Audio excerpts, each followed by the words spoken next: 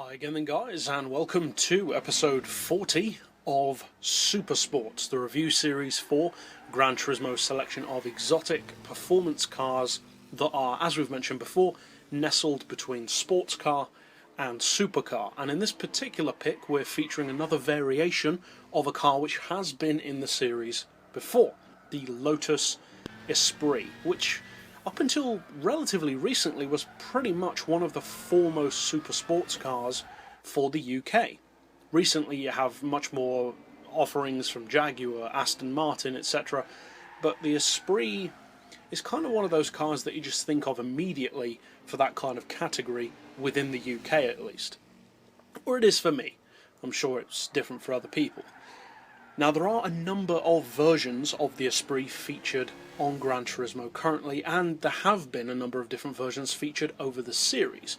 One of the most notable, and one of the ones which I actually miss, is the Lotus Esprit GT1 race car, which was featured on Gran Turismo 2. That was a pretty incredible car. It was kind of overshadowed by the Elise GT1, but both of those were awesome cars which I'd love them to bring back. We do still currently have 4 different versions of the Esprit of this generation, the newer shape, featured on the game. 5 if you include the older turbo model. Now of the newer models, we have a couple which are kind of expendable. They're good for the price, but most people tend to not use them as much, and they are the SE, which is more of a luxury model, and the GT, which is, as the name suggests, the sportier model.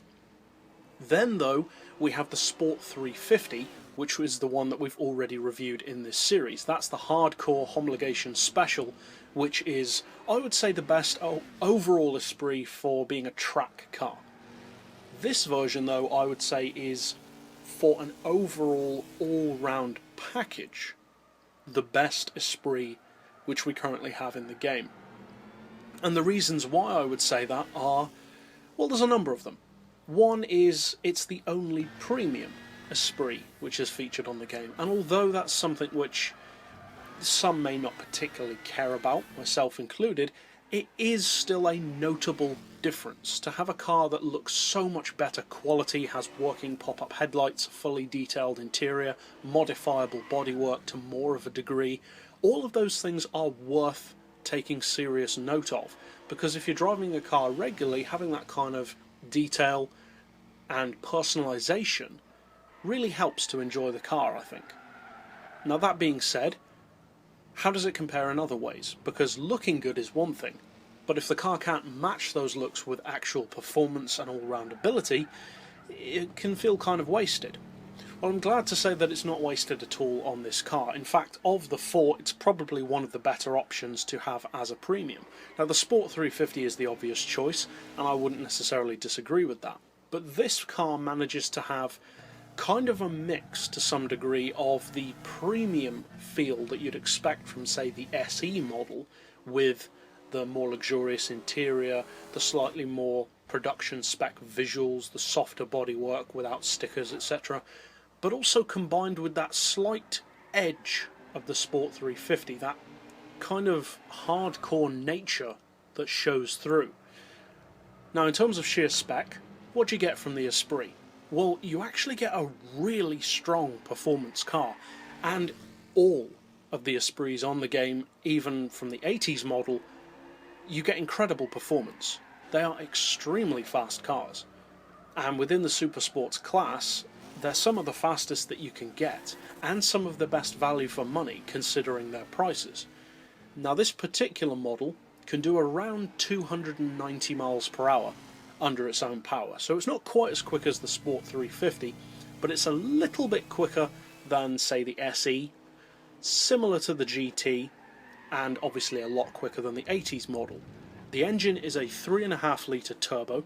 It puts out a pretty impressive 884 horsepower, and as far as torque, it puts out 601 foot-pounds. So not a massive amount, but given that it only weighs 1130 kilos, is more than enough. As far as horsepower per tonne, it puts out 782, and the PP is not bad at all, actually, 618. it would be very easy for a car like this to be a lot higher than that, say 620, 630, maybe even a little more. So I would say that the PP on this car is quite good, about accurate to what it should be, of course just in my opinion that is. Given how fast it is and how competitive it is, it works at that level, it feels right. Now I wouldn't necessarily recommend, of course, as I've said with a lot of cars, taking on other vehicles at that level on every single track you come across. There are definitely tracks where this car can absolutely annihilate vehicles at that level.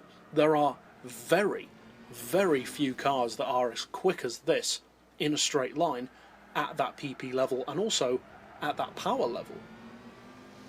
But as far as handling, that does limit it a bit as far as track potential. It's not a bad handling car by any means, but for any who have perhaps driven any of the other Esprits, and not this one in particular, especially the Sport 350 as a perfect example, there is a slight twitchiness that the Esprit can sometimes have, especially over the front end. It can feel slightly Lamborghini-ish, in that the front end doesn't feel quite grounded enough. It feels a little bit light, a little bit loose, almost like it's often right on the border of sliding out, even when it isn't sliding out. And although with tuning and giving it less power to deal with, you can make it a seriously impressive and very fast track car, I personally find, and this may be just me, but I find that I can't have complete confidence in the Esprit. I always feel like it's going to just suddenly give way. Now, it hasn't so far, but you have to have confidence in a performance car to be able to push it to the limits that you need to win races. So if a car isn't giving you that kind of confidence, that can work against you, obviously, in corners. But that could be just me, and I would definitely still recommend checking it out, especially at 116 grand. And overall, that's it for this episode. So I'll see you guys next time, and as always, thanks for watching.